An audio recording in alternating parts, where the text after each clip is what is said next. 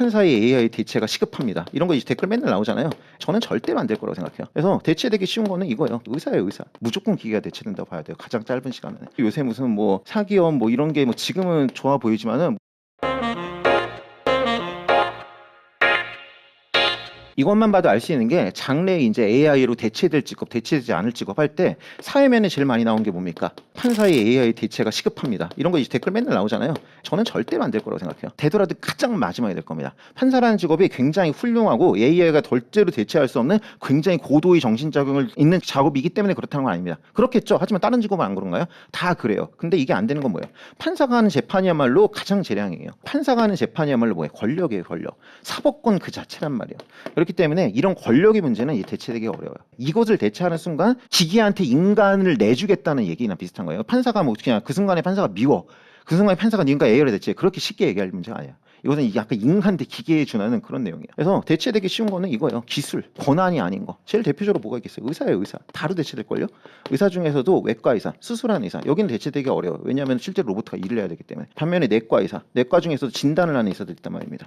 진단하는 의사들, 뭐 아니면 영상을 판독하는 의사들, 이런 선생님들이 있거든요. 이분들이 매우 훌륭하시죠. 매우 훌륭하시지만 기계를 이길 수 있을까요? 이분들이 하는 일이 그동안에 많은 집적된 데이터베이스를 통해 가지고 이런 화면에서는 이거다 이거 하는 일이거든요. 근데 그 기계를 대체할 수 있겠어요? 아니면 여러분들이 기계를 더 믿겠어요? 이 사람 개인을 더 믿겠어요? 무조건 기계가 대체된다고 봐야 돼요. 가장 짧은 시간에.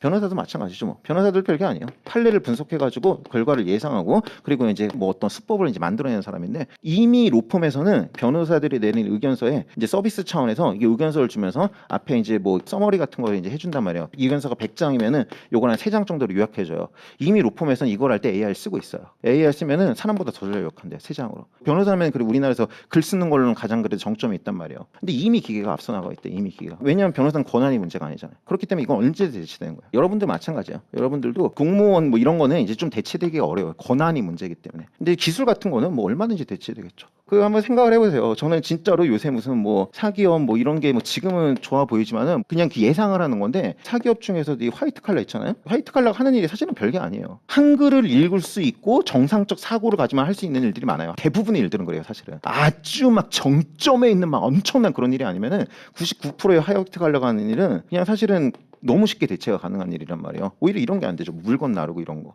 그것은 이제 오히려 이렇게 걸어다니는 기계를 만드는 게 훨씬 힘들단 말입니다. 기계를 만드는 돈도 들고 무한 복제도 안 되고 그건. 물리적으로 기계를 만들어야 되잖아요. 일단 만드는데 돈이 많이 들어. 근데 이것은 그렇지도 않아. 소프트웨어야, 소프트웨어.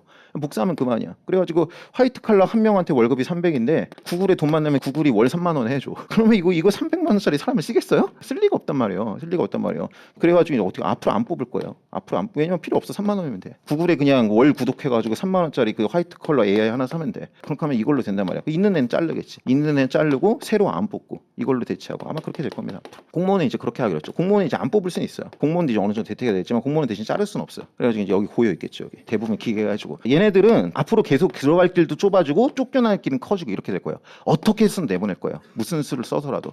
그리고 그런 시대적 흐름에 따라서 이제 입법도 이제 만들어질 거예요. 그러면 이제 그냥 기계가 하고 뭐 의사 결정권자 몇 명 남아 있고 여기는 이제 나가지 못해. 이건 나가지 못하고 대신 이제 안 뽑겠지. 그렇게 갈 가능성이 매우 크다고 생각합니다. 판사 AI 대체 갈 것도 없어요. 지금도 형사판결은 거짓말 탐지기가 똑똑해요. 거짓말 탐지기가 등장한 지 얼마인데요. 근데 거짓말 탐지기 증거 능력 인정하지 않거든요. 이거 얘가 거짓말이라고 나와도 그래도 그거 판결에 증거로 쓸 수 없게 되는 게 원칙이에요. 그 읽어보면은 무슨 뭐 이게 뭐 사람의 뭐 생태 뭐 심장 뭐 어쩌고 저쩌고 막 복잡한 얘기를 하는데 한마디로 말해서 믿을 수 없다는 거거든요. 얘도 믿을 수 없지. 얘도 100% 아니지. 근데 너는 뭐 10%나 될까? 솔직히 그렇단 말이에요. 거짓말한지 아닌지 했어. 근데도 판사가 하고 있잖아. 이미 이걸 보면 알 수 있는 거야. 이미 훌륭한 기계가 있어도 기계 안 쓰잖아. 아무튼 저는 그렇게 생각합니다.